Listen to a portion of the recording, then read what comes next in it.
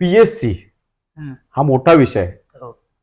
आज देवगड तारामुंबरी ब्रिज झाल्यामुळे देवगड जवळ झाले.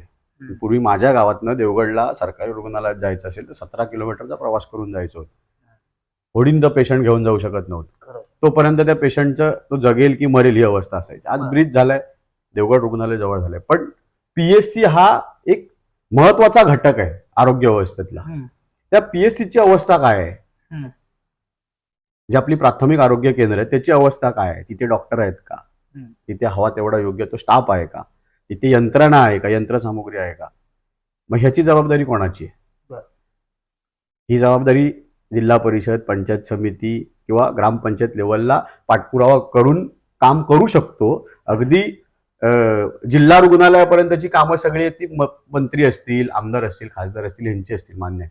पण नॉर्मल पीएससी आणि ह्याचे जर प्रश्न आपण सोडवू शकलो नाही तर आपण त्या पदासाठी लायक नाही असं माझं मत आहे.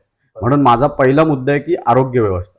आरोग्य व्यवस्था पूर्णपणे नियंत्रणात आणि पूर्णपणे सुधारल्याशिवाय मी गप्प बसणार नाही. मी त्याच्यासाठी काय आंदोलनं केली ती तुमच्या चॅनलच्या माध्यमातून तुम्ही बघितली आहेत, सगळ्या पत्रकारांनी बघितले, जनतेने बघितले. पीएससी भाग झाल्यानंतर आत्ताची कंडिशन तालुक्याची अशी आहे की पीएससीचा तर भाग लांबत राहिला.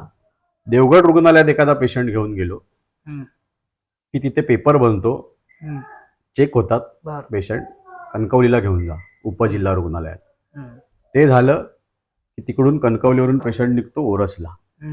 तीच 108 ॲम्ब्युलन्स असते, त्याच्यातच परत टाकतात, ओरसला घेऊन जा. ओरसला गेल्यानंतर ओरसवरनं पेशंट बांबोळीला जातो. किती दुर्दैव आहे. आपला एवढा सिंधुदुर्ग जिल्हा सगळ्या गोष्टींनी संपन्न आहे, पण त्यातली जर आरोग्य व्यवस्था जर व्यवस्थित नसेल तर पुढे काहीच नाही. शेवटी माणूस जगला तर पुढच्या गोष्टींचा उपयोग आहे. त्याच्यामुळे मी सगळ्यात पहिला प्रयत्न करेन की आरोग्य व्यवस्था ही सुधारलीच पाहिजे आणि ती त्याच्यासाठीच प्रयत्न केला पाहिजे. महत्वाचा प्रश्न आहे.